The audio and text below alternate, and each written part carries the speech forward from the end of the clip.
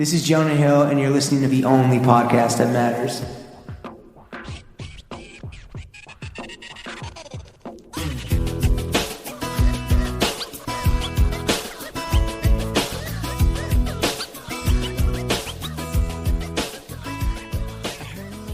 Throw Gang, we are joined by the Vintage Viking, the Zizmorecore Zeppelin. I wanna, the judge is so good, I don't wanna leave, but I gotta get fitted with my guy Fantasy.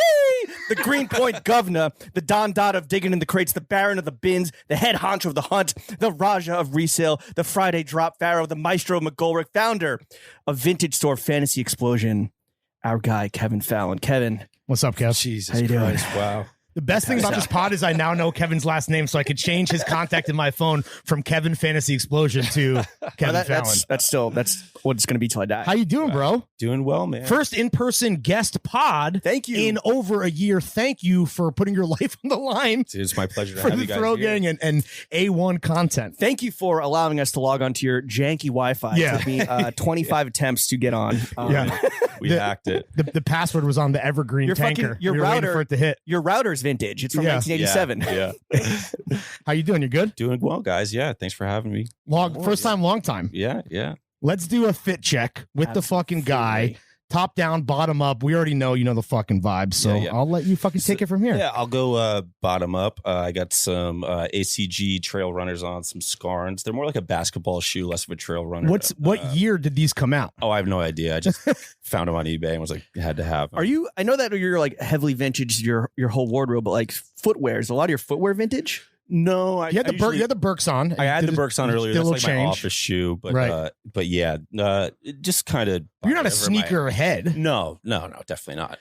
But Because I cop what I like. But like people, like rare sneakers and like 85s and shit. Like I imagine people are always on the hunt for. But like with vintage footwear, I guess if it's taken well care of, then that's one thing. But isn't that kind of more risky than just like a t-shirt? Sure. Right? Yeah, for sure. It's harder to wash. It's more effort. I don't know. I've never really gotten. Were these like brand new in box? These are brand new. Would you Yeah. buy used shoes? Yeah, I definitely have before. Lots Okay. of loafers. and things like Used underwear? that. No, definitely not. Okay. No. Well, maybe Yeah. one day. What socks we got on today? I just got some Nike Dry Fits on. Okay. Drifties. And The then Drifties. I got a pair of newer double knee Carhartts that are rolled up right now because I still have to go to the tailor. Sorry, Mordecai. You getting your double knees tailored? They're way too long. I got short little legs. So Okay. I gotta, yeah. Are you torso gang like me? Torso game. Hell Let's Two, go. two men that are all torso. I look like Mike from Monsters Inc. you know? Our organs are Mike huge. Wazowski? Yeah. Our organs are enormous. Yeah. Pins, not so much. And then I got what do I have on for a t-shirt? I have a vintage Bronx basketball rec tee. Oh, nice. Okay. 90s. Pretty sick. And then I have the homies at Bookworks hooked me up with this. Yo, Bookworks. You Yeah. put that was in the most recent dumper. Recent Thursday dumper. What's their deal? They're a record label or something, or it's some conglomerate? You tell us, I know Kev. them through the clothing. I have a homie, Eli, who goes as Space Hose. He does a lot of the graphics for them, illustrations and stuff like that. That man's very talented. Yeah, They're two homies. They love jazz. They started a fucking record label, but their merch is also fucking slapping. Big gas. Yeah, It's yeah. in CHCM. It's in the Thursday dumper. Did it sell out because I included the link in the Thursday dumper? Yes. You can take credit for that. But it's also, they are, I mean, what better fuck it all type way to live is there than just like linking up with your homie and starting a niche record label? I mean, look what we're doing right now. Well, I guess sure. Throwing Fits Records, where dreams comes true, dude. TFR, baby. well, we got a musician right here. Yeah. Oh, that we'll boy. get it. We'll get Yeah. into the fat beats later. The fat beats portion, God. the slappers corner, Yeah. and then let's tell me about this hat because when we got drinks the other day, you're wearing this fucking. This is a grail. Yeah, so this is one of my favorite hats, just vintage 90s Scores, New York, Gentleman's Club. Yeah, we're snapback. familiar. Have you been? Is this still open? Not currently. This is no, all- unfortunately. I hope not. This is all the way on the west side though, right? Yeah. But I think it's like a franchise. I think there's more than one. I think Okay. there's one. Oh, for sure. Yeah.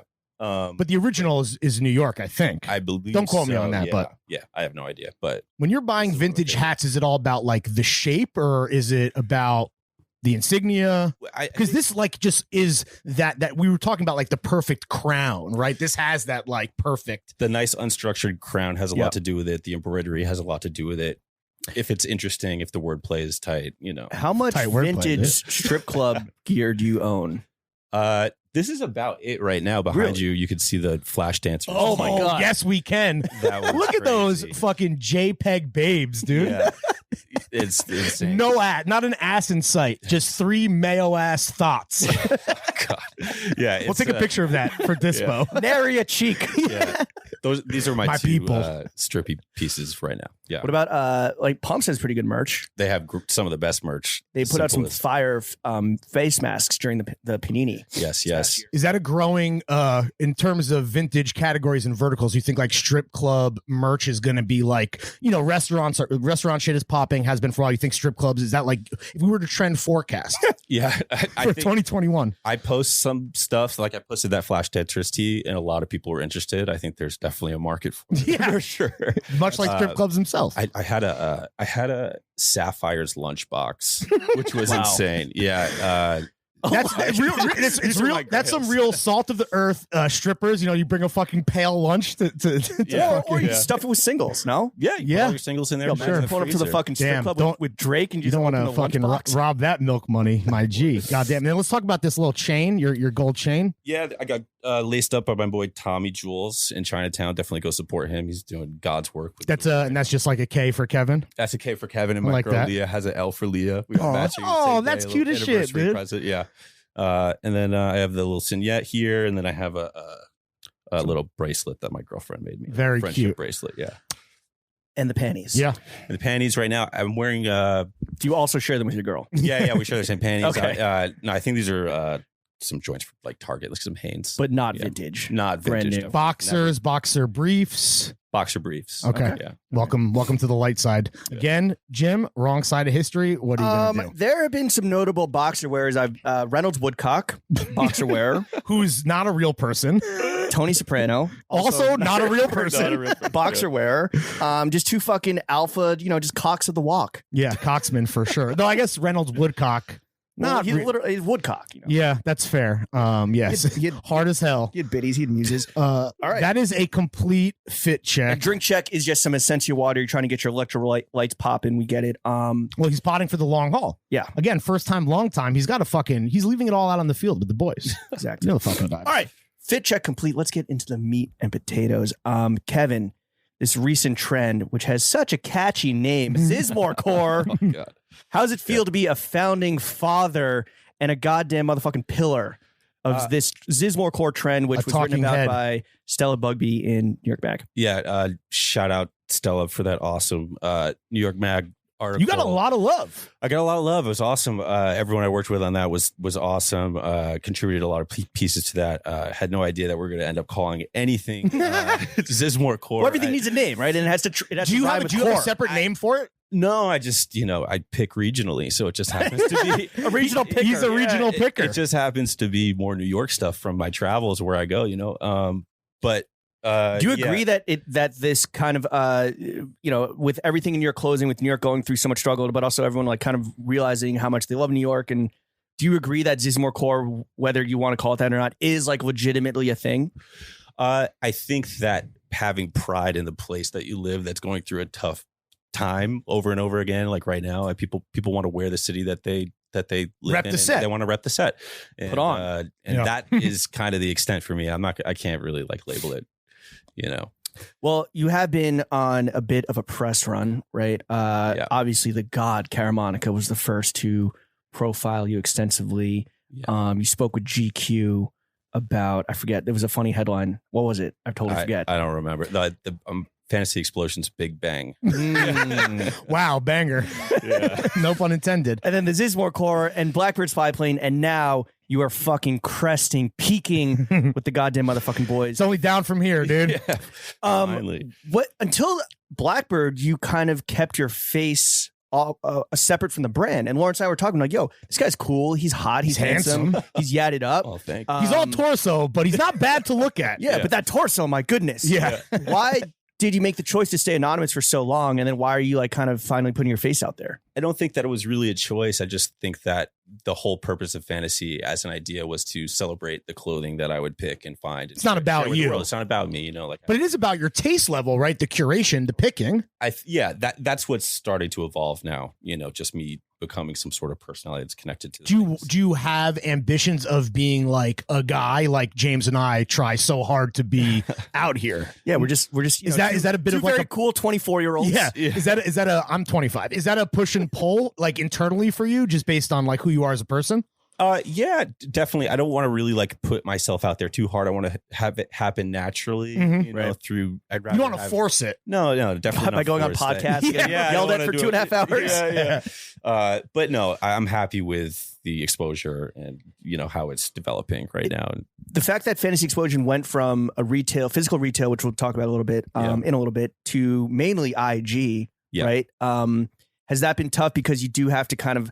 You did want to be brand first and Kevin second. Like, do you have a burner account where you're actually like, you know, liking thoughty pics away from your girlfriend's posting fit pics, posting fit pics away from your girlfriend's lurking eyes?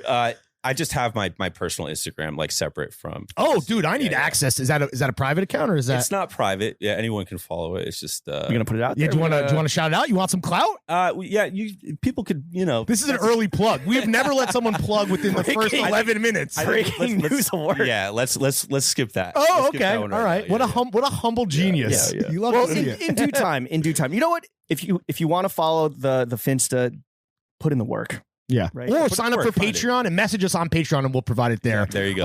And we'll toss Kev a couple nickels or something. Okay, but for real though, like Fantasy Explosion has been having kind of like these big moments, and obviously this is the biggest. But an early one, truly an early one, a really big moment for Fantasy Explosion was when Frank Ocean wore your Guggenheim hoodie, which was some of your earliest merch. Do you know like how he ended up with that in his possession? Yeah, so the homie Jason Ryder, the god, from New York Times Magazine, formerly. Oh, formerly. Now I think he's just kind of doing his own thing. Oh, shout out, salute to him. He was at T for a That's what I'm time. thinking of. T Mag, yes, great stylist, iconic New York stylist, iconic. It was on the rack, but it was a personal piece from him. Oh, like he was just wearing to the shoot or whatever. Yeah, and Frank chose to wear stylist's own, as they say in the biz. Think it was Frank's idea to wear it, so it just ended up happening. Do we know if Frank asked Jason for it? Like, does Frank still have it? No, I think he gave it back. He returned it, but it'd be cool if he has. Well, when you saw that, what's the reaction? Because Frank, I mean, I don't know if you're a huge Frank Ocean fan, but Frank is like unimpeachable in terms of his artistry, his fucking fashion, personal style. What went through your head? I mean, it happened while I was working like an odd job as a PA on set, and you're just like, fuck you, I'm out. Fuck you, you're cool. Fuck you, I'm out. Yeah, stormed out of there. No, it was like so fucking crazy, man. Like I couldn't like believe what I was looking at. Honestly. Was that one of the first pieces of merch that like you put out as Fantasy? Yes, one of the first. I think up until then, I'd only done a couple like MTA, like transit bootleg T-shirts and stuff. And then it was actually the Guggenheim was based on a something I thrifted, so I kind of just ripped off a reference. I think it was like a middle school somewhere. Besides just telling everyone that you were freelancing with on set to go fuck themselves and storming off and immediately copying a Rolex or whatever. Like seriously though, did that kind of legitimize Fantasy Explosion in your head? As something where you're like, as a brand, this might have legs. That was definitely a catalyst. That was definitely like a pivotal moment for Fantasy and me just being like realizing like maybe I should put this sweatshirt back out again and maybe I should do this full time because it was fucking damn. It was shout out fucking Frank, dude. What was the timeline between like this big moment and then you committing to Fantasy full time? Maybe like a month or two. Wow. Yeah. My man moved quick. I mean, how can you deny that's the a snowball effect? What the fuck just happened? Yeah. I was like blown away. The Frank bump, dude. Yeah, exactly. It was wild. Frank loves his bumps. Yeah. What other celebs we actually don't know. Allegedly, we have no idea. If you actually, let's be clear, we're not trying to get sued. I'm talking about rock climbing. He's a rock climber. Oh, I thought you were talking about cocaine. Yeah, that too. Have any other celebs that you know of copped Fantasy Explosion? Whether the vintage stuff, curation, or you're getting all the customer merch? Details, obviously. Yeah, quite a few. Oh, really? Yeah. The list is pretty. Is that crazy. when that happens? Is that a more valuable customer than a fucking civilian, a pedestrian?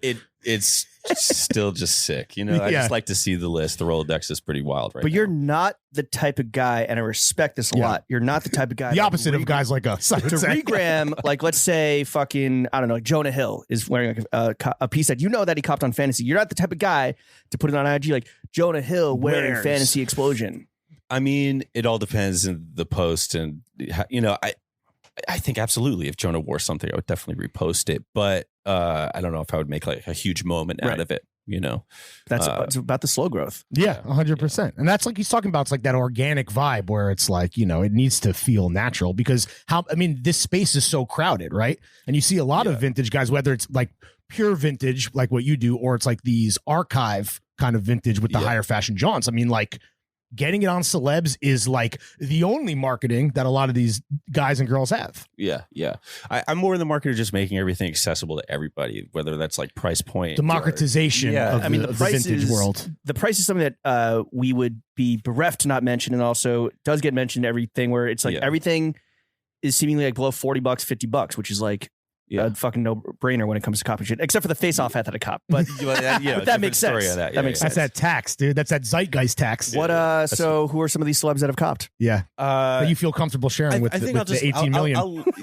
I'll let them chill. You know what I mean? Okay. I'll let them do Respect. I don't want to put anyone out there, but there's been some pretty prominent people. A lot of people that we know, the fans of Throwing Fits, definitely. See, look at that. Throw Gang is just as valuable as an A-lister. Thank you for lying, by the way. We appreciate that, man. Making us look good. Yeah, we see Bernie Sanders in some fans. So you don't get gassed on that. So it's like, again, it's not a big, huge, like it's part of the business, but it's not something that you're like, I'm going to double down on this and make like, and maybe become like a dude who liaises with celebs, like just directly. And that's who you sell to. Because there's other people like that, like the by appointment shit you see in New York. That's like, of course, very gate kept. I welcome anyone to come here to the office and shop personally or do any sort of like private shopping or whatever. I've done it in the past before with some of these people that I'm talking about, but have you done it with civilians? With civilians as well, I have. Yeah. And where were we at? I'm sorry. Just like you're not trying to be that guy that's like, like look at my role, my celebrity clientele. No, I mean, no, that's not the vibe. Can you? Because I know that you obviously can like see customer information. Is the majority of your fan base in the New York City area? Yeah, or tri-state, I guess. Definitely a tri-state area. Majority in Manhattan or Brooklyn. But now, I mean, I'm shipping globally. It's worldwide now. It's fucking. Is that? And I mean, this is a kind of loaded question, but I want to get your perspective. Is that because like New York is like the most fire brand, like full stop, like the idea of New York that exists? Yeah, personally, I feel that way. I love anything that even just says New York fucking hits. But yeah, I feel like because I have so much New York stuff, so many New York pieces that it just resonates with New Yorkers naturally. Yeah, of course. Is there a celeb or like rapper or athlete that you fantasize about like one day copying fantasy? Yeah. Like your GOAT or whoever that would be? Yeah. I mean, there's a long list there.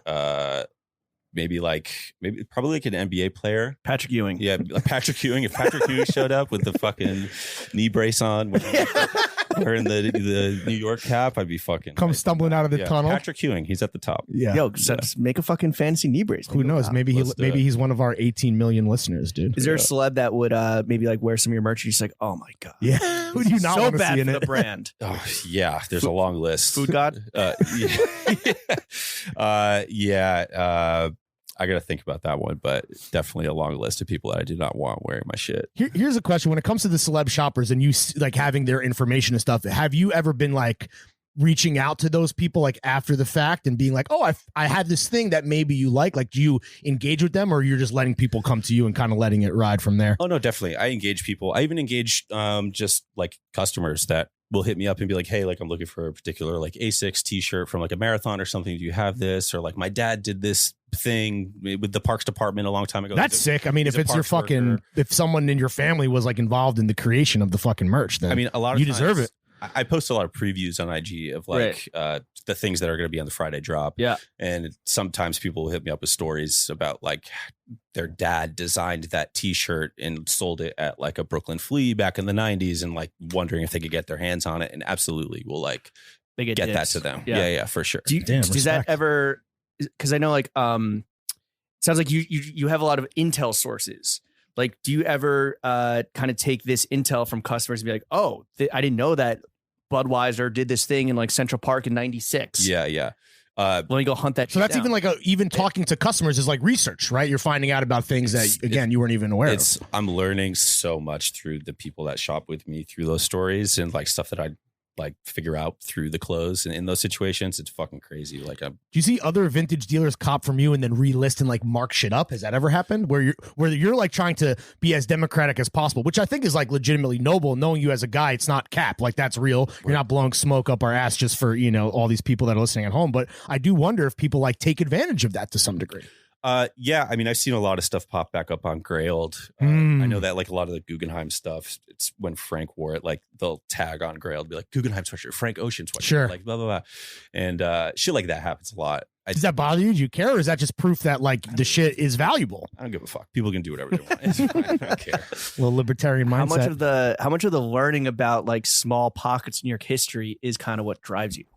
That was the whole like inception of fantasy, like on my bike, like before I had a car, like going to all these thrift spots, learning about the city, eating at these restaurants, going to these places, figuring shit out, the place that I was new to, you know, when I first moved here, and discovering like a crazy romance I had with this place, just like I think people do with the items that I sell. You know, they have the same associations and shit. I think that's the beauty of that New York merch shit specifically. It is that romance, right? Like the storytelling that comes from it. It's like, okay, I have this fucking vintage tea from this restaurant that like hopefully is still open. It's like, damn, I can like go and eat there. And like it becomes like, you know, you're just creating like a story almost in your own life. You know what I'm saying? Absolutely. Well, like in the Caramonica article, he's like, I have my own mental map of New York, right? Like I ate here. I used to hang out here. I used to see shows here. And that is like a fingerprint that is individual to him, and everyone has their own fingerprint that's individual to them. Like, you know, I went to this high school and I would go to this diner and then go to this after hour spot, or hang out in this neighborhood, and that's different from Larry's, that's different from yours. So like the fact, like when you're scrolling through your previews, a lot of times like stuff just does not resonate with me. But then there's that one shirt where it's like, oh, the emotional connection is like instant. Exactly. Yeah, that's the purpose of all the variety. You know. That's what I'm trying. It's such a universal, like New York, right? There's so many people that live here, so many different types of people, and like everyone like has this kind of romance with it. But that experience, like you're saying, James, is so hyper specific that there really is like you truly have something for everybody. Maybe you even just visited New York as like a kid, right? You don't even live here now, and you're like, holy shit, my mom and I went to this fucking spot. And that's a testament to like when I'm out of state, even outside of the tri-state area, and I'll pick somewhere. I'll go to a Goodwill or, you know, stop by a place of Salvation in like Miami or something, Florida especially, because there's so many, you know, snowbirds. Sure, exactly, yeah. But you know, finding all of these souvenir teas all over the country, all over the world, like so much of this shit, it's crazy. Do you think this kind of driving concept of fantasy explosion that we all just talked about, like this individual fingerprint of New York, could this work in any other city besides New York City, or do you think it's unique to here? New York at this scale? At this scale, I don't know. New York is New York City, man. It's the greatest place on the fucking planet. It's the center of the universe. For me, that's, you know, I love this place so much. I think you guys do as well. Yeah. But I think that there's a lot of other people that have pride in the city that they live in as well. Like if someone was to do something similar that I do, that Fantasy does in Chicago, I think it would fucking hit. I think there's totally space for that. I think that like that sort of vibe is welcome in any city, you know. Are there people doing that in like Chicago, I don't know. LA, like you would probably know better than us. Yeah, I don't fucking know, but like I think that every vintage store regionally anywhere has those local items that same sort of vibe. Yeah. It's just a scalability thing, I think, like at this level. Yeah, for sure. I guess it is kind of unique to some degree to the city that we live in and call home. I may have hyper-focused on it a little bit. you think? You think? Do you have a, personally speaking, like a Mount Rushmore of New York City institutions, whether it's like a restaurant or, you know, venue everyone knows or specific to you? Like, what's your top 4 unranked New York City institutions, Mount Rushmore? Institutions. Oh, my God. Well, we could start with the Met for sure. Mm-hmm. Metropolitan Opera. We are doing this in the fantasy archive. So so we're talking about so we're talking about a you pointed to a Metropolitan Museum of Art Japan Tour 1997 t-shirt. And I asked about this when I was here last week or 2 weeks ago, and you're like, nope, not for sale. Yeah, no, that's a grail. That's priceless. Sure. Yeah. You just can't really find that. But that's one. The Metropolitan Opera. Second, as far as vintage goes, not as a private. Oh, that's the Opera House, not the Museum of Art. That is the Opera House. Okay, got it. I just mean personally speaking for you, like, is it scores? Is it fucking, you know, Flash, you know, Larry Flint's Hustlers Club or whatever? I mean, I can speak on like how I feel when I find certain items. Definitely putting that, like if I find anything from Metropolitan Opera, it's right on that Mount Say less. Rushmore. And that's not even going up for sale, right? That's going into the that's archive. That's Right. just in the archive. That's for daddy. Anything MTA that I find, you know, I don't necessarily agree with all of MTA's business practices, but anytime I find, I think the something- fare just went up again. Jesus. Also, New York Philharmonic is Sure. up there as well, and obviously, probably like my biggest grail of anything I find is anything New York Times related. Yeah, Sure. that's for sure. I was at a socially distanced, responsibly held little backyard pop out this past weekend, Mhm. and Pop friend up of mine- to pop out. a friend of mine had the when I move, you move just like that fantasy tote bag. Oh, cool. And we were talking about, I was like, yo, he's coming on the pod tomorrow or in 2 days. And another friend works at the MTA, and he's like, yeah, like, and you talked about this, like specific bus depots and train depots like have their own like slogans and their own like custom workwear, Yeah. right? And he was like, yo, hit me up. I might be able to just kind of like find some shit, like maybe like, so Yeah. I don't know So if you have like an MTA plug. yeah, let's talk after the pod. But there are a bunch of people in the city, like in every borough, these dudes that do screen printing and patch embroidery and sell to people at bus depots. They set up a table on payday, and there's just a table full of like the sickest MTA shit. That's a lot of the stuff that I find is made by these dudes who just sell. Oh, it's like custom stuff. It's Yeah, not it's all necessarily custom. official. I don't know what the MTA provides, whether it's patches or like a jumpsuit or whatever to all the different specific people that work there. But yeah. I think for Hell, the that's crack, but yeah. temporary car cleaners, they provide a pair of latex gloves. And that's it. Yeah. Say, hey, clean up all this human shit, please. For less than Yeah, those are those $50 an hour. best in class business practices we've been talking about. I mean, you've been in New York for what, like 8, 9, 10 years now? 9 years now. Is Ooh, there- you're the 10-year. That's when you become an official New Yorker, right? Yeah, that's what they say. allegedly. Yeah, that's what they say. Is there like what's a New York City event at any point in history that you wish that you were present for? Like 9/11, Oh, Jesus. the Yankees winning in like 96, 97, 98. Rangers back-to-back cups. That was a big That one. was a big one. Back to back. Didn't they win? Or No, just 94. I oh, that's 94. right now, Maybe probably, think of the Devils. I think a Yeah. huge one would be 1995 Pavarotti in the park. Ooh, funny you should mention that. Is that the outro music? I don't know, dude. Right now I have Put On by Jeezy and Kanye. Might have to do that instead. Yeah, well, let's switch it up. So Pavarotti. Pavarotti in the park. How many shows did he like do? I have no idea, but they were massive. He's playing to a lot of people. Tens Was of that thousands of free? people. Or they were I'm not sure if it was free or not. Why is this your Grail event? It just looked fucking crazy. He was the highest paid entertainer in the world, and he was doing these shows in Central Park. And Goddamn right sex symbol. Yeah. yeah. And then, right now I'm just like fiending to go to any fucking Right, show. right, So right. It's like, Sure. God. Is but opera yeah, your thing? I listen to a lot of opera. Like, Really? yeah, I like opera. Like, we're working on a bunch of opera stuff right now, so throw that out there. But yeah, little definitely. preview for the remix. Yeah.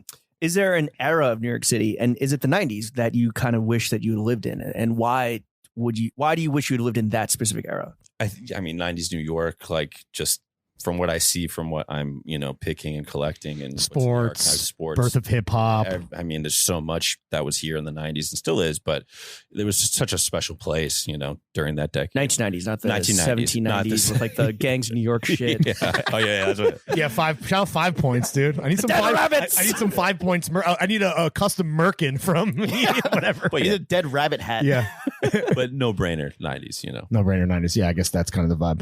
All right. Well, we talked about how you kind of have focus on the tri-state area, and you have all these plugs, all these sources, all this intel from your customer base, from all your homies. Like, what's just your general hunting process? Hunting process, wake up 6 a.m., hop in Damn. the car, huge cup of coffee from Variety at McGorlick, and then I drive a lot. Like, I'm on the road maybe like 3-4 days a week. Damn. And On road, dude. on the road, and I'm usually hitting like 6 to 12 spots a day. What spot are these? Like estate You're sales? at Goodwill's, or what's the vibe? Whatever's on the agenda. Like, sometimes I'll do Goodwill's on the way to every other place that I go to. Salvation's on the way. All these like major thrift spots that are like the size of Target. Is there like some, and excuse this extremely naive question, but is there like a mailing list for these estate sales? How do you even find out about like You checking the obits? Like, what's the?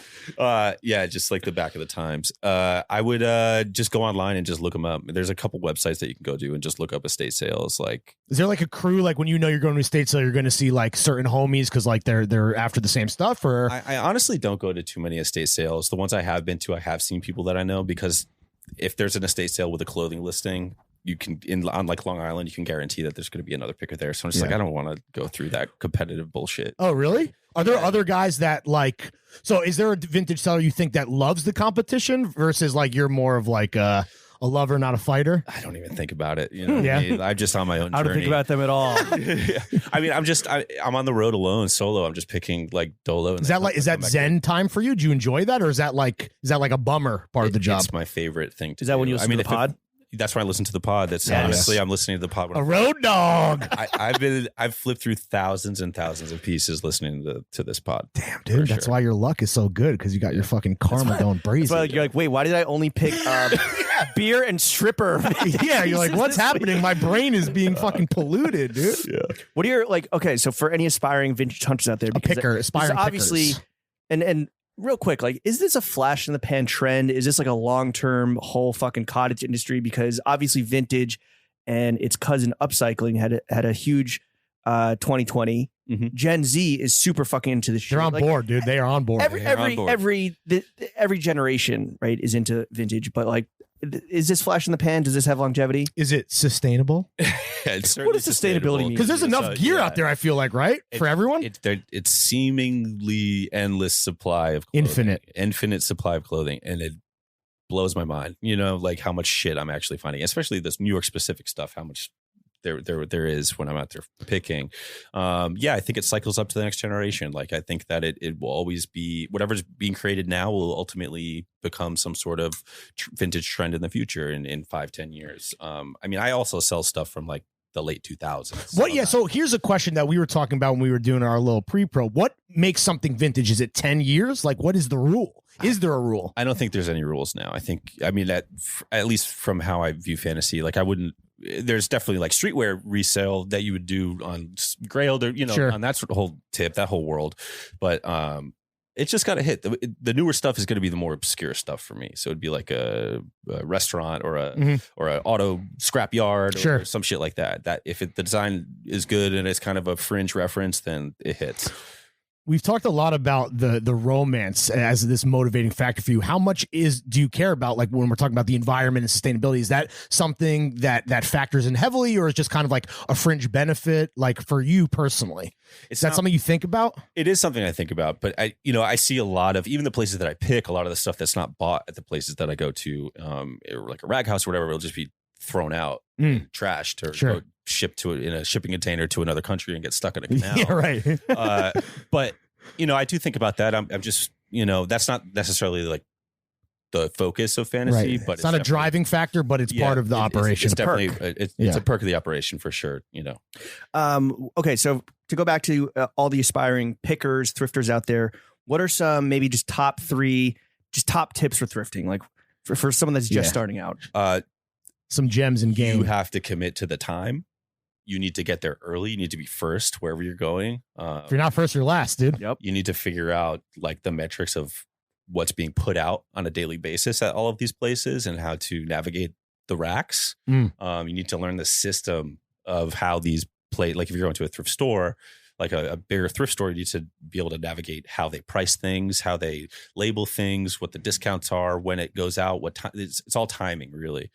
Timing is everything. And, yeah, as they say. And then make good relationships with the workers at the store. I've made some really solid relationships where they'll put me onto something. Sometimes I get a text like, "Hey, like, shit, I'll put it aside." Are you a big haggler? Like, can you negotiate with this stuff, or what's the protocol there? For sure. Private sale, you can do a lot of that stuff when people come to me with like, more private things. That's when the negotiation kind of happens. At the bigger thrift stores, you can't negotiate with shit because they're like huge conglomerates and they don't give a fuck about you. But I do what I can. Bartering. Here's a gauche-ass question that probably should be in the money portion, but I want to ask now that we're talking about it. When you hit the road and you're on one of these trips, how much cash do you have on hand? If you could say. I'm very curious. I usually go out with a few $1,000. Damn. Yeah. at a time. And what's your preferred exit route out of the city in case anyone wants to rob you and make? Yeah. What's your license plate? Yeah. So you're at Variety at 6 a.m. You said? Yeah. We get this itinerary down pat. Yeah. I go out with a decent amount to. You never know what you're going to. Do you need money to be a picker? No. At your level, the elite. Now, because I have weekly output with at least 100 items every drop, I need to spend a lot of money to keep that inventory alive, right? So I have to spend a little bit more, and I'm trying to scale fantasy right now. And sure, possibly a retail situation in the future. So I want to make sure that Does it help? Does it help for kids that are just starting out? Does it help to have like a sort of like differentiating angle? Like it's all New York centric, right? Some people are very like workwear centric, or it's all sports, rap, exactly. the rap tee game or whatever. What was the question? Like, does it help to kind of have a niche? I think a hyper specific one. Parameters to like what you're looking for. I think pick what you like, and if and it will catch on. Ultimately, I pick regionally, so I was just so happening to pick all these things, all these businesses, all these institutions, whatever. And the original intention of fantasy was not to be a New York forward vintage store. It just kind of happened naturally. I think anyone can have a niche. Just pick what you like. Learn your audience. Learn your demographic. Pick what you like. Speaking of things that you like, what are some Johns besides this Met Japan Tour 97? What are some Johns you found that you will never, ever, ever sell? Never sell. True grails. Definitely one up here, which is I bought this right here. This is a Hell's Angel East Village 3rd Street crew. Fire. Long sleeve. Literal fire. There's fire down the sleeve. The clubhouse on East 3rd Street, like between 1st and 2nd? Yes, that one. So I bought this. I had no idea that it was a Hell's Angels. Are you allowed to wear that? Or? No, you're not. No, dude, are you kidding me? Marked. Yeah. But Godspeed and good luck. That's like my Bompton hat. I can never wear that outside the crib. I was on like my weekly like Depop binge at like 2 a.m. and was like buying a bunch of FDNY stuff and like all my stuff and bought this very quickly. Yeah. You didn't even think twice about it. Didn't think twice. Bought it in the cart, sold, whatever, and it arrived and I took a look and I was like, wait, this isn't FDNY. There's no reference to FDNY in here. And I was like, 3rd Street crew. I was like, that's not a firehouse. I like just Googled real quick. I was like, Jesus, oh my God. Oh, this is a gang of murderous bikers. It was, it was wild. But yeah, you can't wear that. You cannot. Face. Well, there's the famous Supreme Hell's Angels beef too, because they flipped a logo for a tee. I don't know the year, but there was like they had to. It was like recalled, because I think they. It was recalled. Well, I don't know about recalled, but it's like it wasn't like a C&D like with the Louis stuff or whatever. But I think from what I understand, they were like, you can't sell this, and they're like, salute, say less, pull it down. We will stab you. Yeah, it's really no joke. We should change the subject. Yeah, for all the Hell's Angels listening.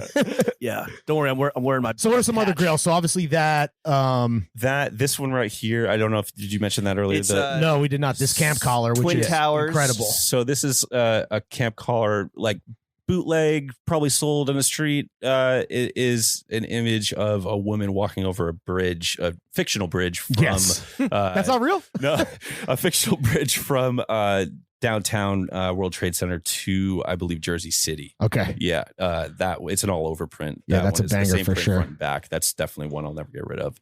Damn, I wonder if my high school's on there. I gotta look later. Maybe. All right, so some Johns that you'll never sell. What's like the weirdest John that you have sold that is just like way out there that has kind of stuck with you throughout the years? I had this really dope copywriters tee from the 90s. I don't know, it was not branded or anything. It was just for like copywriters. It was like the category of extremely specific workplace merch. Yeah, it's on the gram if anyone wants to go and check it out. But it's basically like this little guy that kind of looks like Mike from Monsters Inc. and he's holding a chainsaw and he has goggles on and it's just this like copywriters, like it had like some fucked up slogan. Yeah, it was like copywriters never get fucked up or whatever. I don't know. It was really bizarre. I don't remember the exact verbiage, but copywriters do it hard. it was like some weird stupid thing that makes no sense. Copywriter cop, like Yeah. A lot of copywriters hit me up. Yeah, They came out of the woodwork, dude. I'm a copy. Every DM was like, I'm a copywriter. I'm a copywriter. And like trying to copy. Well, that's like that. Reminds me of that amazing Dilbert tea about freelancers, right? Which is what is it like a? Oh, is there a freelancer? It's like I'm not unemployed. I'm a freelancer or whatever the fuck. But it's like that super specific, hyper specific, like whatever your job is. Like, and you need that fucking tea. Yeah. What's like the one that got away or the thing that you regret not buying? Whether it was because it was priced out or you were exhausted and you regret. I get asked that question often. Okay, well, I guess I'll go fuck myself then.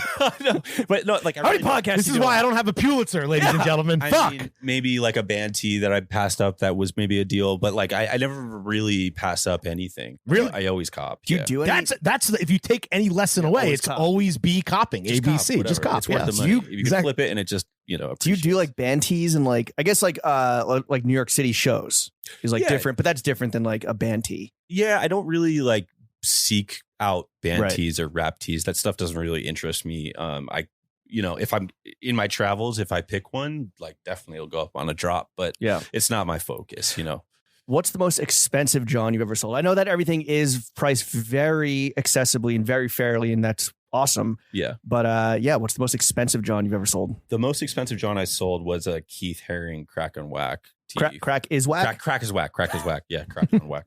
A Keith Haring Crack is whack tee of it. It was just like the mural, and it was from 1987, and it was like an OG.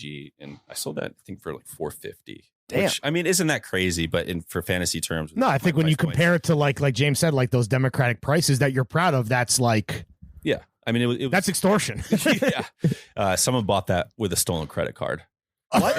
Yeah, You got a scammer? I got finessed on that one. Yeah. Oh It shit! was- yeah. So you didn't even get paid. didn't get paid, but it sold. So that So technically it counts. Was that from of 87? Because isn't Keith Haring famous for like selling merch at a pop up before people even like knew what those things were? Right? Didn't he have something in Soho, some type of storefront?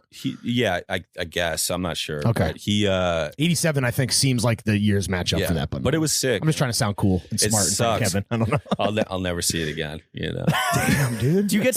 Are there a lot of scammers just trying to fucking That was when finesse the finesser? That's when we had the storefront in Okay. Williamsburg, and some dude just came in. I wasn't there. Someone was working there for me, and Did that just fucked motherfucker up. get fired? No, he didn't. He's the homie. He's the All right. homie still. All Yeah, right. yeah. No matter how stupid he is, he's still the homie. Yeah, you fucking idiot. So you go to Variety at 6 a.m. Yep. You drive a what do you drive in I what's actually the whip? thousands of What's dollars the whip of cash? appeal? I just bought a car actually. Congrats. A newer With the car. stolen credit card? With yeah. I bought a 2010 Honda CRV. With Oh, your nice, thousands and thousands of dollars of cash that you keep on hand. Yeah. What's like the gnarliest place that you've ever gone picking? Oh God.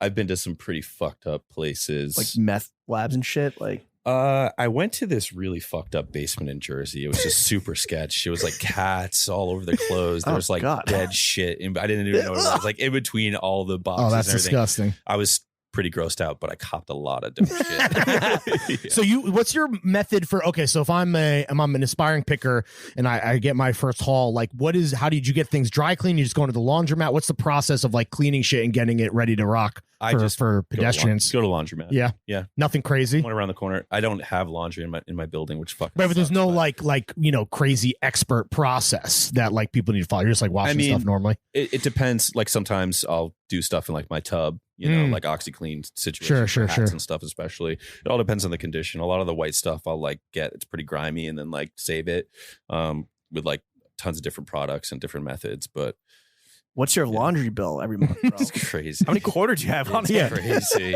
I've got one of those like He's the Poland spring he's the things mayor. for quarters. He's the mayor of the laundromat, dude. Yeah.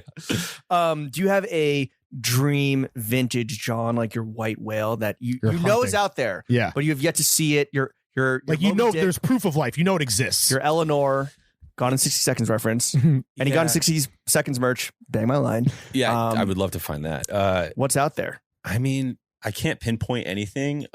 Definitely some of the more like early 80s illustrated New York Times tees. There's a lot on eBay, but there's a few rarer ones that I love that I can't seem to get my hands on, but eventually. Is that like you trying to find it also for the right price? Because I'm sure some of this stuff is available, but it's like I'm not going to spend $1,000 on a t-shirt, right? I said earlier, I cop everything. It's kind of a fib, but yeah, sometimes it's like people on eBay, obviously, like you can't like base your own prices on what people are selling on eBay or Right. even Grail. It's Right. just so inflated. It's insane. How do you price things? Is it you just go with your gut? Is it like about using comps? Like At first I was like going to all of these resale spots like on Depop and on eBay and Grail, et cetera, and then kind of getting the median price of things, like what was the lowest price of an item, what's the highest price Right. of an item, kind of meeting in the middle somewhere, and just doing my best.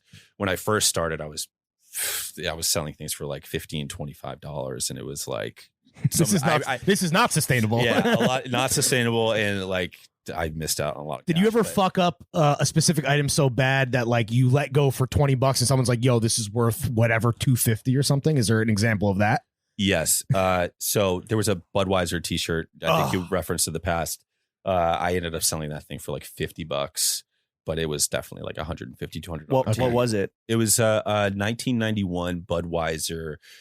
They were the sponsor of a paddleball competition in New York parks. Okay. And So it's like a Budweiser and New York. It's like a crossover event. yeah, Damn, a that's really fucking crazy sponsor for a park situation. I'm surprised you even sold that Me too, man. for barely anything. Me too. I regret that. That's a regret. I will. wish Whoever this bought But this, you live and you learn. Yeah. whoever bought this, Show yourself. Yeah, we have a what's up? special set of skills. Yeah. We will find you. We will cop back from you.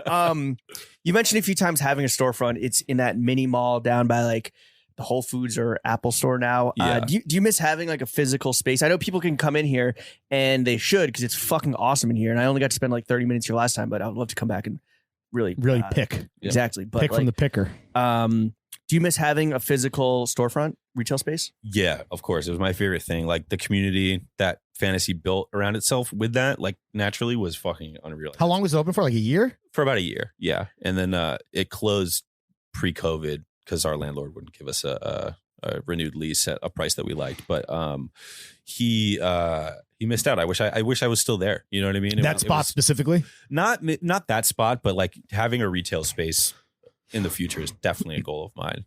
What did you have a timeline? Like, what Yeah. do I think probably a year out from now, I'm kind of planning for. So you want to be in like North Brooklyn, like Greenpoint, Williamsburg?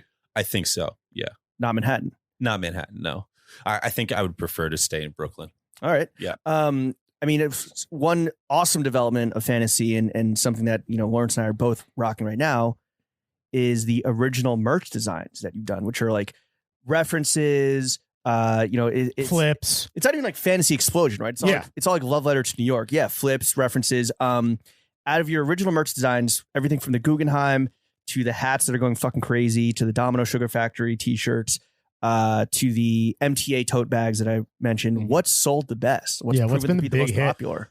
The most popular was definitely the Guggenheims. Oh, yeah. I Because of the Frank I bump. think the Frank bump really helped with that. Obviously, we did fucking crazy numbers on that, but I think I'm at a point now where I just don't want to bring that back. So like doing items like this, retiring it, like yeah, officially. it's definitely officially. It's in the rafters. officially Yeah. in the rafters. But moving forward, really recreating or developing our own kind of New York souvenirs. You know, Right. better souvenirs. More 'Cause- tasteful. Yeah, I mean, if you look at a lot of the souvenirs right now that street vendors, which you should still go cop from these vendors because there's some fire there.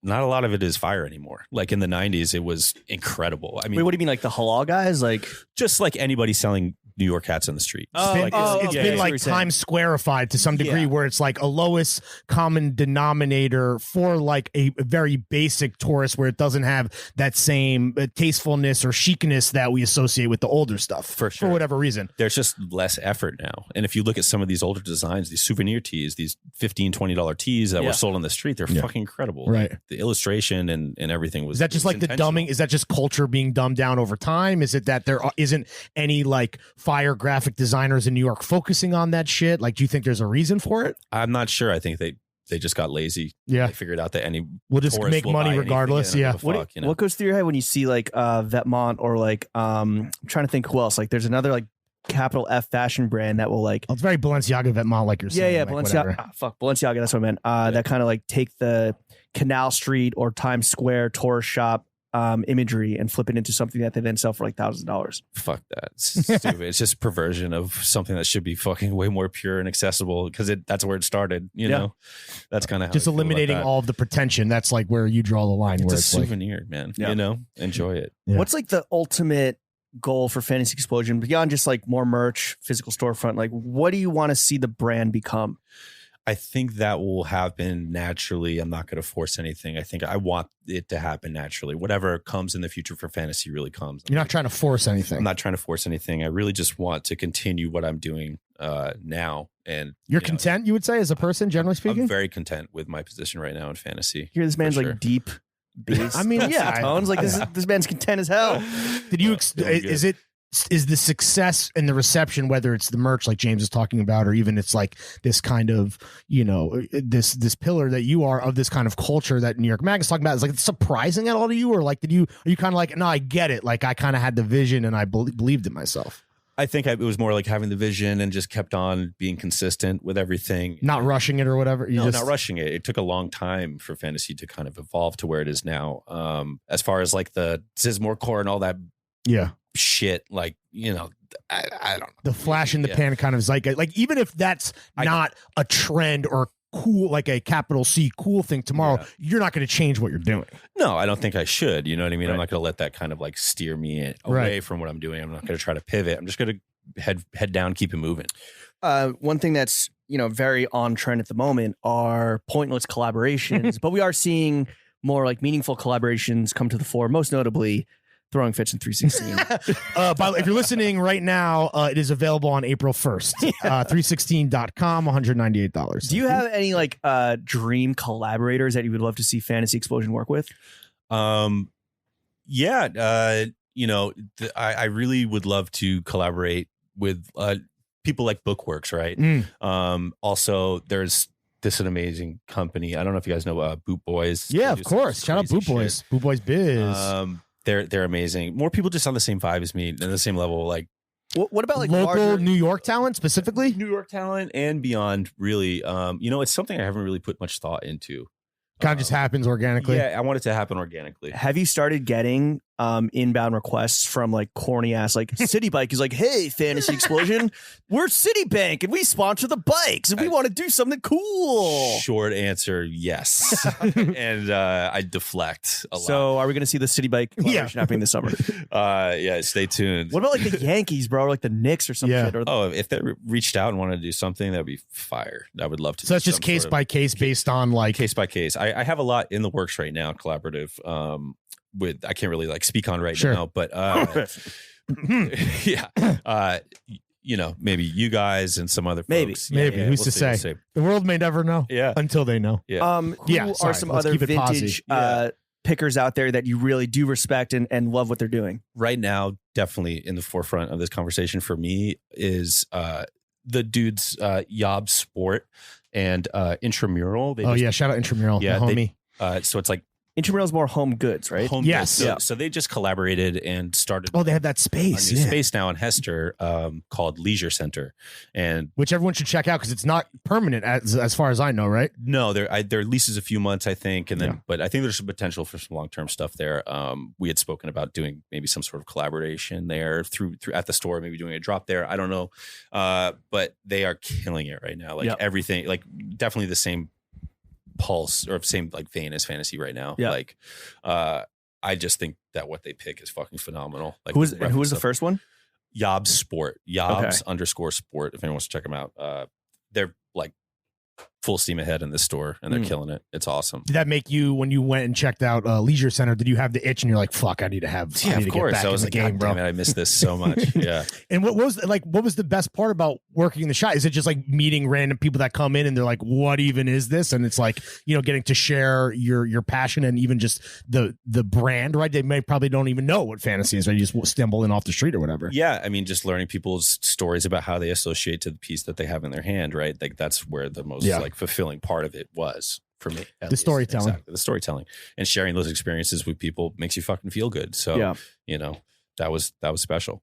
Well, we talked about top tips for thrifting, which was, have cash on hand, always be copping, pick be early, be first. Timing is everything.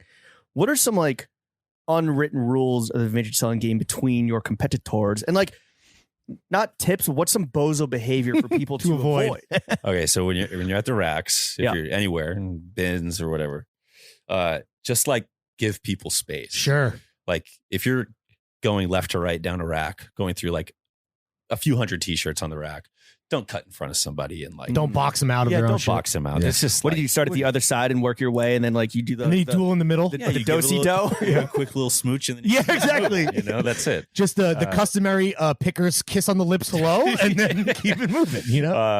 But anytime you see somebody in the wild, if you will, it's always like mutual respect. Like Game recognized game. Yeah, there's a lot of awesome people out there. A lot of people that don't have following that just do it for the love, Right. For the most part. But then you get that one kid that just runs in and will be like full of energy and going through Like the rack, too eager. So it's an act like Yeah. you've been here before type beat. wants to talk to you about everything that's in your like cart. Like, dude, what the fuck? Like, I'm working right now. Yeah.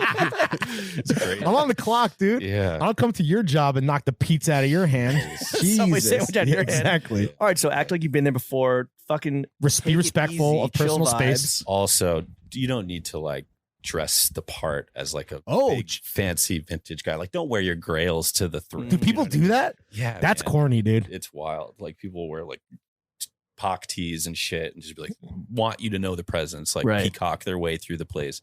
And I'm like in like dirty ass sweats and like a Yeah. fucking like piece of shit Put in tee and, work. like, Yeah. just do your thing. I'd rather be like incognito so I can just kind of like slither around everybody and pick what I need to. And hit Has the that spots. picking experience in person changed dramatically because of COVID? Is it just like put the mask on and wear gloves, or is it like It was really tough when we were like in hardcore quarantine. near to impossible? I would imagine. Yeah, I mean, you couldn't go anywhere because everything was closed Yeah. for a couple months. And then stuff Like rag houses included and all that shit. yeah. Because I feel like some of those things are like, yo, man, you pull up with the knot.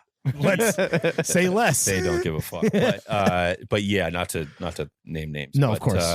It was really tough in the beginning of COVID. I just ended up sourcing a lot online. There was a lot of like mutual homies that would just sell to me like wholesale. But that's not the same, right? You always want to do it. I mean, there's obviously this digital element you talked about, trolling Depop and eBay and whatever. But I would imagine that for you, it's about being there in person, 100%. It's about being in person, fulfilling my addiction to buy Right. in Right. person. Yeah. With the popularity of Depop, Grail, et cetera, like, have you started seeing more of these like eager beaver bozos out in the field by people that are like treating this as some Gary V entrepreneur, The rise and grind commodification type of shit? the romance, which is never yeah, fun. where it's purely Where art transactional. becomes commerce. and this is our beef. This is our beef with sneakers, right? And the streetwear, really. the overhyping of products to the point where it's no longer about like finding commonalities through like the way you express yourself. It's Yeah. about transacting and buying and selling. Has that affected the vintage world at all? Yeah, I think so. There's some bozos out there. There's bozos everywhere. Sure. Facts. Bozos everywhere. Bozos everywhere, dude. That's the podcast name. Don't say less, kid. But there's a few cats that are just like, overstepping a little bit. But you haven't seen, but they're consistent. You haven't seen like a new crop of like fucking Gen Z TikTokers. Like, doing vintage stuff. have you ever seen a vintage? Have you ever gotten onto vintage TikTok, bro? It's fucking bleak. I haven't. It is No. bleak. But I think that might be like that generation, those Zoomers, right? Are they just treating it like this digital thing where it's almost like the world that you exist in, that's physical space, these rag houses, they might not even, not that they don't know it exists, but it's almost like they're existing in this parallel digital universe, right? Well, the rag houses are really hard to access if you don't Really? even know they exist. You know what I mean? This might be some people's first time hearing the term rag house. They're kind of hard to get into. Oh, you gotta know someone, or Some of them, or have the cash.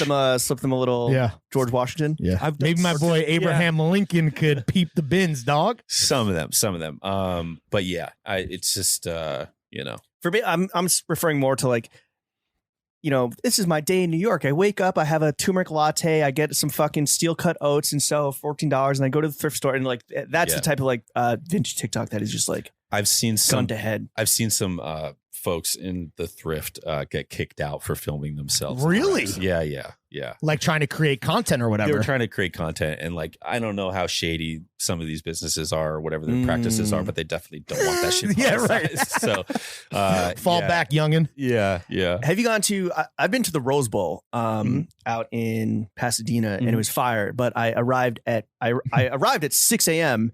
and shit had already been like combed through. Mhm. Like people come at like 2 a.m. Have you ever gone to these like kind of meccas of thrifting around the country, or like Brimfield or You ever whatever? been to like Japan and gone through like that shit? Like what's the furthest you've gone to chase, not even for business, but just because you love this shit. The love of the game. I've gone to some spots in Miami and in LA and done some picking out there. And because I'm picking more obscure things and more, I really love fringe design and rare items like that. It's not necessarily as hard for me to find the things that I'm looking for because they will be in the $10 or $15, $20 bins. We're not talking about like 85s because you can buy like crazy, like hyped shit at a lot of these places now because they're so popular. A lot of like Akira. Yeah, exactly. Shit, like, sure. You go to, I think I was at like a Melrose Flea and maybe like 2 years ago, and they just don't value the New York stuff like New York does, or like some other sellers do. Good for you, right? So it was great. Yeah, I just kind of took advantage of those situations. And when you're traveling personally, do you can you not help but go like pick? Everywhere I go, I'm going to. It's always front of mind. Yeah, that's your girlfriend's like, yo, I just want to go to the fucking beach, bro. Let's just. It's your North Star, though, right? It's like everything points back to that. Yeah, for sure. Luckily, Leah, my girlfriend, she loves picking as well. And she does home goods on Depop, so she. The couple that picks together. Sticks together. Hell yeah. Yes. That's why you're a professional. Would you ever incorporate Leah's home goods into fantasy, or do you want to keep it church and state with? Yeah, definitely. Absolutely. Okay. I would love Leah, to if you're listening. Yeah. Make it a family business. Yeah. Oh, that would be a goal. I mean, I would love to start doing home goods. It's just my homies do it so much better than I do. Than your girlfriend? Than fantasy would be doing right now. Like my homie Jake in Boston, Good Objects. I don't know if you guys are familiar, but he's killing it right now. I found him when you posted some of his shit. Yeah. He's killing it. I just, I want to get on that God tier level of, there's a lot to learn in that world as well. Yeah, but you're trying to like perfect your lane. Like that's the focus for you, is to not to necessarily like branch out and do things that maybe aren't like your purview. Yeah. Well, all right. So we're all New York guys here. Whether born and raised or soon to be honorary. And we talked about how at the height of COVID and even now, like New York is not what it was. I want to know, and maybe this is a question we can ask the whole room. In what ways do you hope New York City emerges out of the pandemic in terms of like seeing this as an opportunity to maybe like hit reset or, alter the course that the city was taking in some ways? Like, what do you hope for New York City out after, we all get vaxxed up? I'm just looking for it to flourish. I'm looking to see friends again, just the simple shit. I think that's going to be a type Renaissance beat, and it's going to be fucking sick. I'm really always. Renaissance in what way? In everything, in art, culture, music, just fucking friendship. You know what I mean? Treating each other better maybe will be that would be amazing if that happened. If it's New York, though, I'm going to say unlikely, and probably it's only going to get more commercial as the money comes back in. But it is what it is. What are you going to do? Unfortunately, the future might not look like that. But I'm trying to stay. But in terms of your fantasy, that's what it would be. How do you not get incredibly jaded when you are every single day immersing yourself into the fantasy of the old New York, and then you look around and it's fucking Dwayne Reed's and Starbucks everywhere? Yeah. Like, how do you not look around in 2021 New York and be like, yo, like this is trash. This is shit's cooked. I get to experience New York in a different way than a lot of people, and that's in the outer boroughs and surrounding areas. From the outside looking in, when it's not as saturated with that shit as normal. So like nostalgia there is still real life for a lot of people, right? A lot of these businesses are just still kicking it. Like they wear the same signage in Jamaica, Queens as the past 30 years. So you're keeping it thorough in every borough. You're not just on the fucking Clout Corridor, like Sweet Green Street, Sweet Green Alley, like in like whatever the Sohos and the Williamsburgs. Of course, I mean I frequent downtown and shit, but I prefer being like in the outer boroughs for sure. So then does it bug you that vintage has become this hype thing where Tupac tees are on Eager Beavers and they're going for thousands of dollars? And, is that a bummer, or is it just like, yo, that's a symptom of the game? Like symptom of the game. I think that any interest in vintage is good for business. Okay. Interesting. It's just, it's in the conversation, and I'm happy to have a part of that. Is there a New York City spot? And this was a question someone asked us in our AMA, and I fucked up because I didn't think about it beforehand, and I completely did not have an answer. Is there a New York City spot that's closed down because of COVID that really cut extra deep for you besides Kinfolk?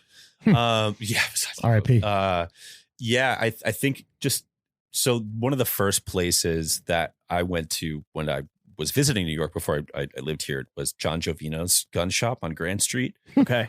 In Little Italy. Yeah.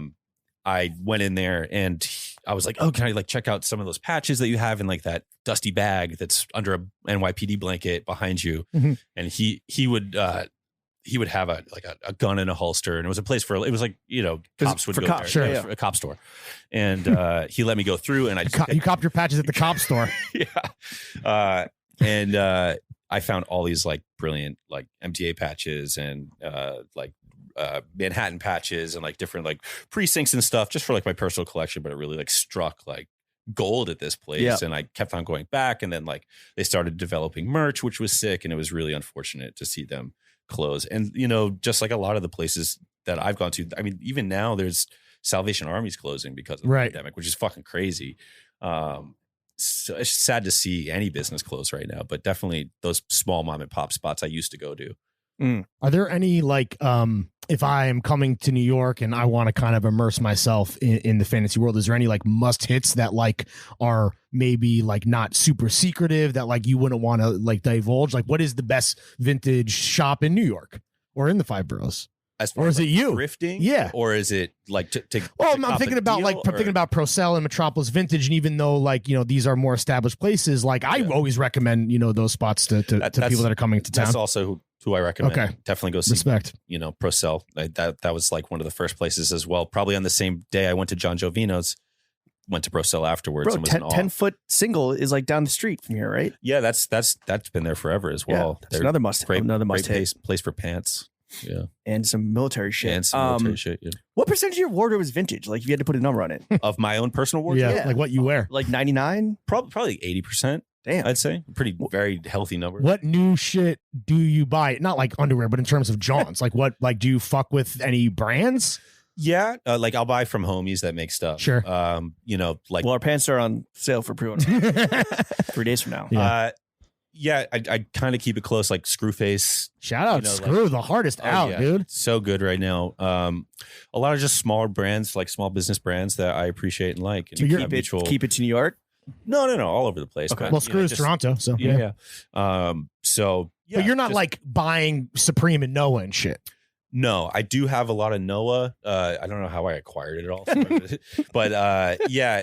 When you thrift, you see like a lot of like what is the quote unquote hype streetwear, just like kind of chilling in the racks, like unclaimed. Few and far between, but I have found some crazy pieces. I have like a box Supreme logo hoodie. I think this goes for a decent amount on. Oh shit! Yeah, there's a bag somewhere around here with all that shit. But yeah, just chilling. Yeah. Yes, that tells everything you need to know. Every once in a while, there is some, some vape or something.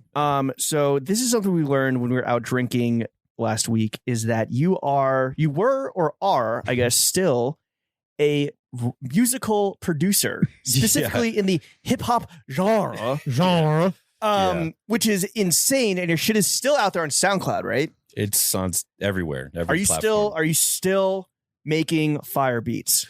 No, I'm not. I definitely have taken a step back to focus on fantasy. And that, this was a long time ago. It was a big focus of mine. It was definitely like I was driven to try to make that work. But if you're not a vintage god right now, are you trying to do the producer thing? Like still, is that like that was the other kind of option A and option B kind of? I started doing, in terms of your love. Yeah. Well, I started doing a lot of like branded content work when I moved to the city, like odd jobs here and there.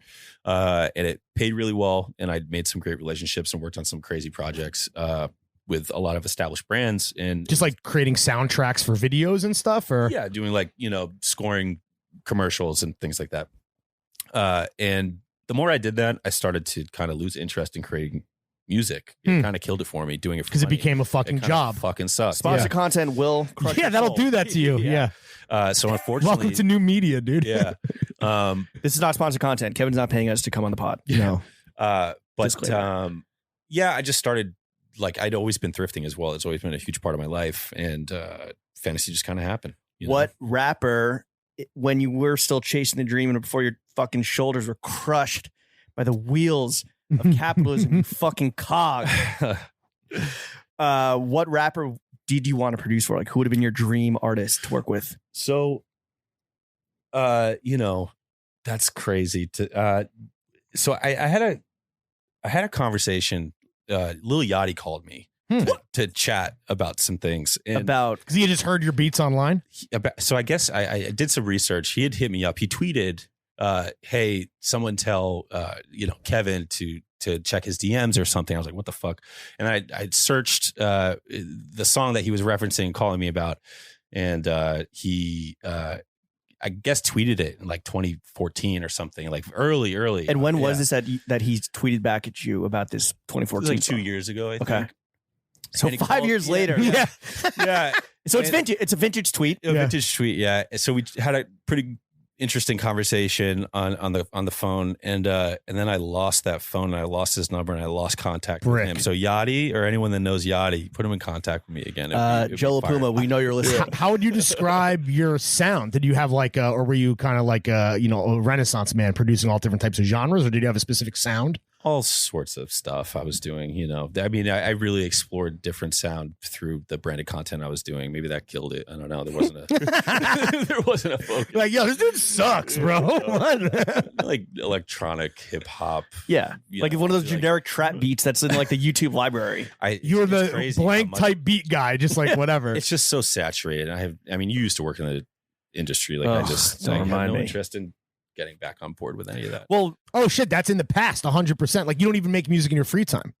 I actually am going to be releasing a lot of mixes through Fantasy. Fire. Just like a mix series that we're going to do on SoundCloud coming very, very soon. Actually, was this on all the sponsored content and stuff that kind of crushed your soul and made you fall out of love with it? Was this media or was this the music industry?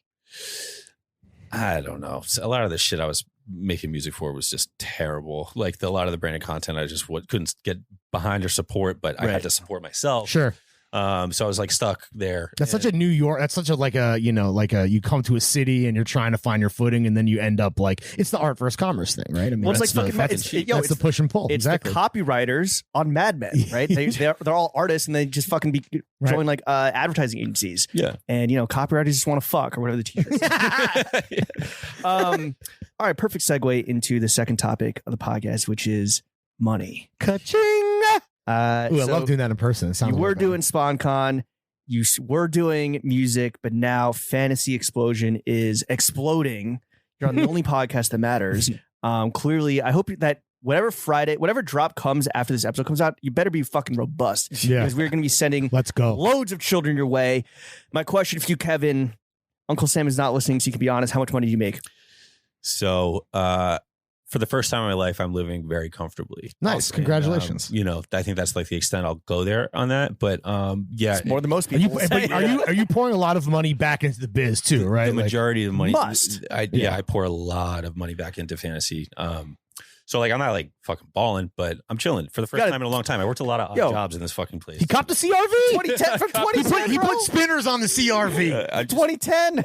I'm very practical with the cash. Is there a number that you would love to one day get to? Like how much? Like what's the salary where you just like once you hit that, you're like, you know what? I could remain cruising at this altitude and I'll be fucking set for life. Personally or Fantasy doing a number? Personally, I think I would be comfortable doing like $750 a year. Oh, I like the sound of that. You and me both, brother. Yeah. That would be almost there. That'd be Almost nice. No more, no less. Right. Okay. Sure. Besides that giant cup of coffee, which by the way, Variety does not sell a giant cup of coffee. It's it's small. 12 ounces for like $6. Yeah. Addicted to That's why I go to Uro Cafe on Driggs down the street. You get 24 ounces. Big gulp. 24 ounces for like $1.75. It's sick. God, I already have like high blood pressure. Yeah. Sorry to hear that. But maybe you are eligible for a vaccine. Yeah. What do you like to spend your money on besides 6-ounce cups of coffee and vintage t-shirts? When you ball, what do you ball out on? Food. Yeah. Food. Yeah. We go out everywhere. But you're at Spumoni with the homies the other day. Spumoni, yep, that's a big one. You guys were just at Spumoni. Yes, we were. For the pants. I got the sauce stain to prove it. Eating trays left and right, dude. Yeah. Slanging trays. I'm pretty frugal person. Treyway. I don't ball out too hard, but the piece of jewelry every once in a while, the finer things. Something I really appreciate. What are some, and we get this all the fucking time, and of course we answer them graciously and with class, because that's just the type of guys we are. What are some must hit restaurants Mhm. when people come to the city? Yeah, what's your hit list? Some must hit restaurants. You got to go to Mamoon's for lunch For sure. because that's going to be the best bang for your buck. I think I live On there. McDougal? Yeah, the spot in McDougal. That a lot of like the smaller spots like that. There's also The spot across the street was pretty good too. I think it was Alibaba's. yeah. Never had a line, which is great. Yeah. There, around the corner from my office here, you got to go to Bamonti's, Mhm. which is Ooh. crazy. Yeah. Red sauce, white red tablecloth. sauce spot. You know, a lot of the red sauce spots. You guys are big fans of That's Bone. Bamonti's I heard- is I heard. Yeah. Bamonti's is Rumor has it. Yeah. potentially the oldest restaurant in New York City, right? I That's thought their that was claim. Finelli. I thought that was the whole vibe with Finelli. I don't know. Or maybe Finelli's the oldest bar. Yeah, I don't know. Now the oldest bar is the Ear Inn, like all the way on the west side. Like, all Finelli the way has west- some claim, but whatever. Either way, these are all great. Maybe it's places like everyone should check yeah, out. oldest awesome. cafe in Soho, but the Ear Inn on like West Houston, like all the way on the west side, is the oldest shit. Okay. Bamonti's claims to be the oldest restaurant, and then all these places are great. Bamonti's is the best, man. And you could feel It's the how old vibe. it is when you're there. It The feels vibe, old. yeah. Yeah. Anything else? There's so many, man. Let me write down a list. And What's your hit you top with pizza that. spot right now? My top pizza spot from proximity to where I am, where the office is, definitely best pizza next door is Have you had it? fire. No, but I know you talk about it all the time. That Yeah. place is really good. That's been my go-to now. Well, for it's fucking right slices. here. It's next Yeah. door. So yeah. All right. Meats and cheeks time, Kev. Got to What's do up? it. Yeah. Yeah. What's the biggest cum stain you've ever had to clean out of a vintage Tron? Oh my God. It's happened. You're like, you know what? I knew it was coming. No Something- pun intended. Something that I pick and then find full of cum. Yes. Well, I don't know about what else. What else? full would it- of, covered in, Covered maybe. in. Not What else covered would in. it- what else all would it over be? print. Yeah. Or you don't know. He's not fucking taken it to the crime lab. Yeah, I'm not sure what I could only, I Do you, so Yes. if you see something with like blood stains or what you perceive to be bodily fluids, would you still cop it and try to clean it? Or is that like, okay, I'm out? depends on how dope it is. Yeah. But if it's something that I've never seen before and really want and it's covered in blood, I'll probably buy it. That's how you get it. It's like the Hell's Angels. Yeah. For real. Yeah, I think there's like a New York Housing Authority. NYCHA? Like, yeah, Right like here? there's a NYCHA umpire like softball tee behind you somewhere, but it's just covered in blood. I don't know how. Charge the mound, dude. Yeah, Someone charge the mound, dude. Crazy game. But yeah, like I would never find that anywhere else though. So I just need to have that for the archive. But So you've yeah. seen plenty of blood, plenty of blood, plenty of shit. plenty of shit. Yeah. Do you need to have a strong stomach to pick in these, like, you're talking about that disgusting cat piss murder basement and shit like that? So yeah, sometimes it gets kind of gnarly. Even like some of the thrift stores are fucking disgusting. Yeah. It's a fact. Yeah. keep it gets wearing that pretty mask, crazy. my G? Yeah. Oh yeah. Even But it's not something that you like, post-COVID, it's gonna be really messed up. bug over. Like, it is just an occupational hazard, I guess, right? yeah. Sometimes you just gotta let shit go. Yeah. Like, you can't take it off the rack. So That's covered in nut. We're gonna let's Yeah. move down the rack. So largest cum stain. We never answered the question. So what's the In- diameter In of square footage. Yeah, maybe like 3.5 square feet, like all over print. That is like, a massive God nut. damn. yeah. Massive nut. Sheesh. Yeah. Kevin, obviously we fuck with you heavy, bro. We're so Thank happy that you came on the only podcast that matters. Fantasy Explosion is killing it. The proof is that you are our first vintage dealer that we've had on the pod. That was Wow. worthy of doing the run of show and having a kind of like, above the ears conversation about this world, which speaks volumes to Thank you. one, James and Us. myself. Yeah. And then also, I guess you. That being said, bro, we love what you're doing. We know that, the white hats coming out. I Venmo'd you, reserved mine. Lawrence is going to I'm going to need ask that. you for a flow team Got because it. he's Of course. broke. Yeah, I could repost it on stories. Still got Whatever. my man does not even have a 2010 Honda CRV. We want to offer up some constructive criticism though, because we want to see you take it to the next level, mainly so that you can vacate this office space and we can take it. Yeah, this is the perfect size for sure. Like there's a fucking cig smoking area out back for Larry. Absolutely. I could see a mini fridge in here just fucking stuffed to the gills with Bud bottles. Cacti. And some Orion Okinawa beer and some cacti.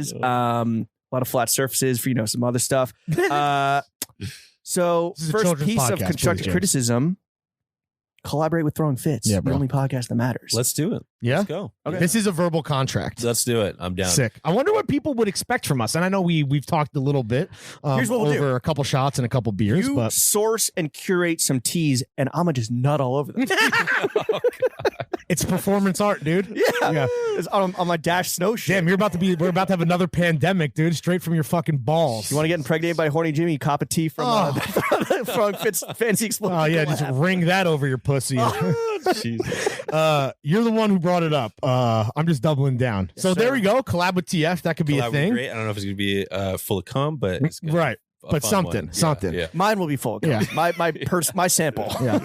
My sample will have my seed sample. Here's another way that we could link up. James and I, obviously big brains. We're humble geniuses Yeah, like some you. galaxy That's why we brain get shit. along, Kevin. And James and I were talking about, some potential opportunities here for everyone to make money. How about this? Why not open up our first ever wholesale merch account? You cop the fuck up and you sit on those Johns for 10 years. Who knows how many people listen, if we have 18 million right now, 10 years from now, we might be talking 18.2. I was going to say $1 billion.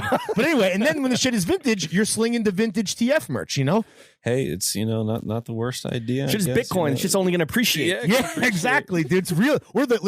Maybe the real stonks were the TF t-shirts and mesh shorts that we bought along the way.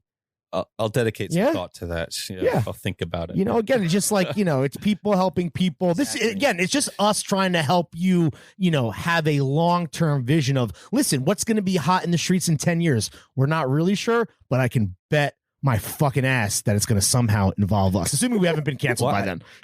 Which is also We're very uncancelable. possible. I'm still you hit me up, DM me a while ago, promised me a pair of shorts that I never got. Really? Yeah, man. What the Wow, dude. I- Bad You know what? look, Jim. Bad look.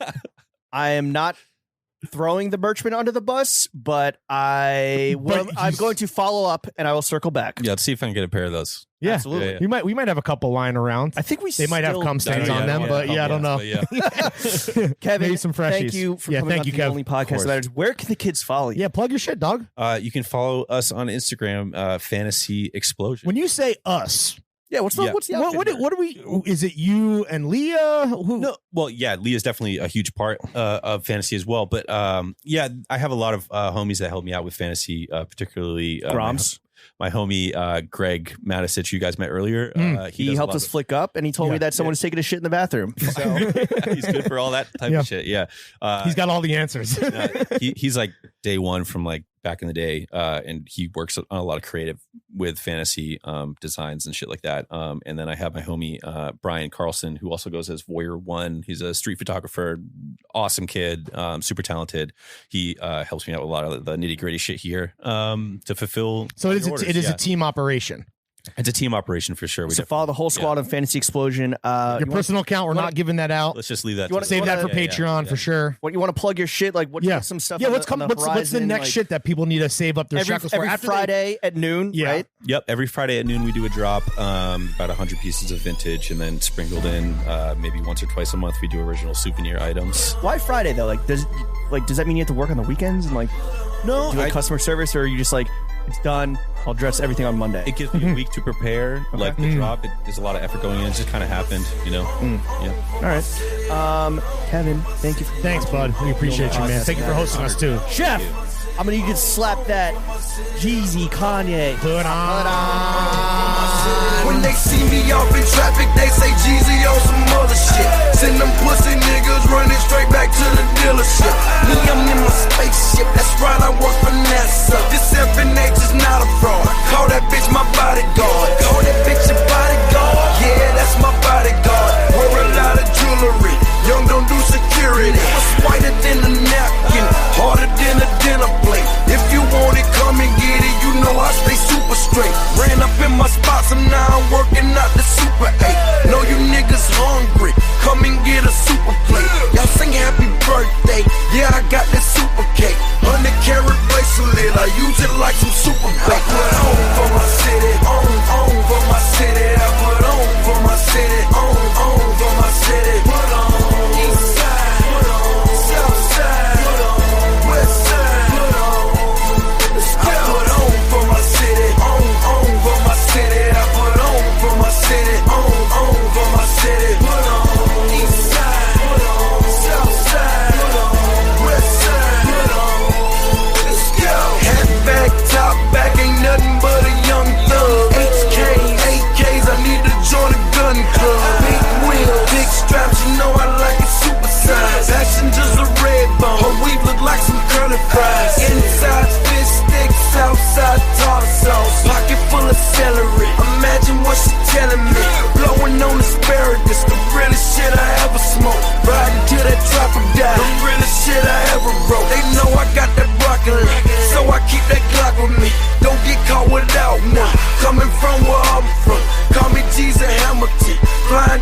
Hamilton. So fresh, so clean, on my way to Charlotte. I put on for my city, on for my city. I put on for my city, on for my city.